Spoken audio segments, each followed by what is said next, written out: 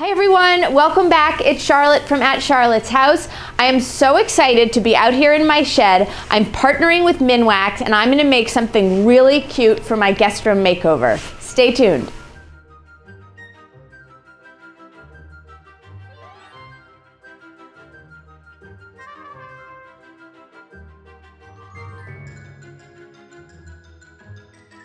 I wanted to show you how this is going to fit together to make the two X's for the end of my bench. Each X is going to have two long pieces. I'm using 1x2 lumber. And then you'll see that it fits together like that. So I'm going to use a little bit of wood glue and my brad nailer. Let's put these together.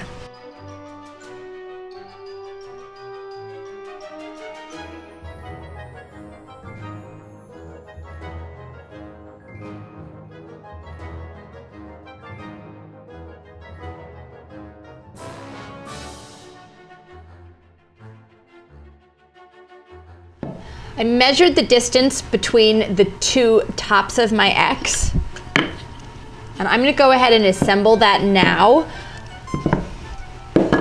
Again, I'm going to use a little wood glue and my brad nailer, and once everything's dry, I'm going to go back with screws so that it's a slightly tighter joint.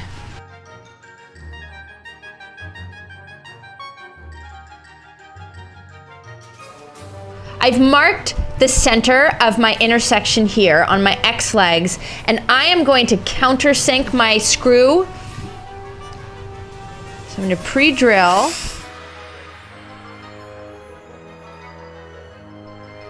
And then I'm also going to pre-drill a small pilot hole into the center of that crossbeam. I'm using 2.5-inch screws.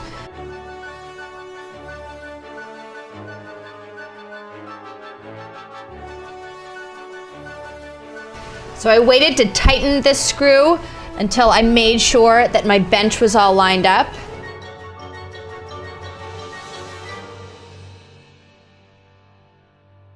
It's still a little wobbly because I haven't put my cross beams in, but I'm hoping that that will sturdy it up.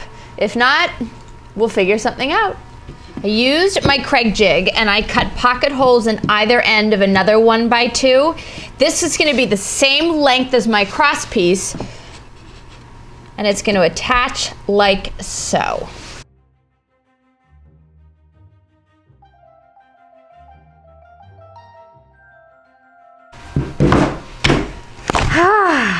I'm back the next day. The wood is dry. I've added some screws into the legs. This bench is super sturdy. I'm really pleased about that. Now I'm going to prep it for stain. When you're staining a piece of furniture, it is super important that you sand it down clean. If there's any glue left over, that glue is not going to take the stain the same way the wood will. You'll end up with blotches. You won't like it.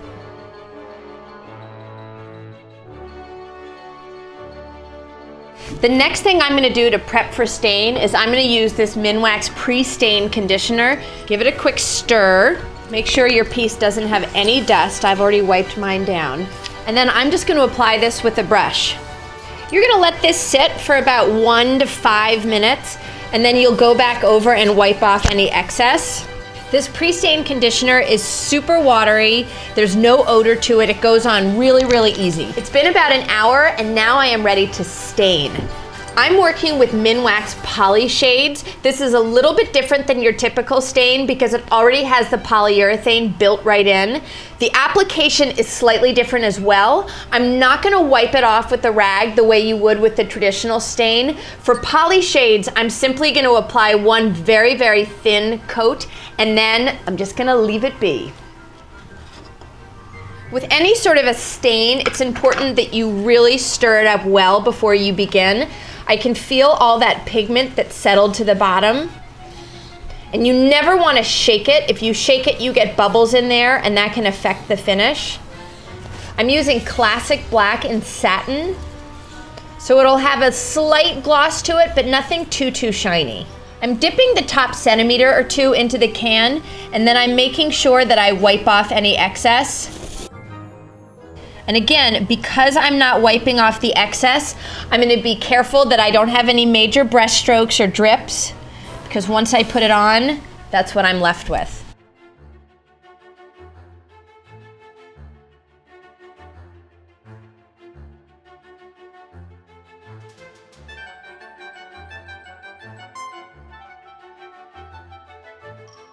My bench is dried overnight. It looks gorgeous. And now for the fun part, I'm gonna upholster the top.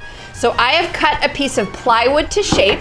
I'm gonna upholster the bench seat, but before I upholster it, I wanna pre-drill some holes. I'm gonna attach the seat from the bottom of my bench. So I am going to drill some pilot holes. I'm also gonna countersink the screw head. So I have my countersink drill bit in here. I'm gonna use a pneumatic nailer to upholster this. It just makes it a little bit faster. I've put my fabric down first, then I have my foam. I don't have any batting, so I'm just gonna skip that step. And I'm gonna wrap the fabric around that foam nice and tight. My foam overlaps my plywood by about 1 centimeter, just so that I don't have that sharp edge right there. If you have batting, you can probably skip that. I'm gonna start in the middle. I'm pulling my fabric nice and tight, and then I'm gonna move to the opposite side and do the same thing. Doesn't look like much now, but I'm gonna keep working my way around the sides. This is gonna be nice.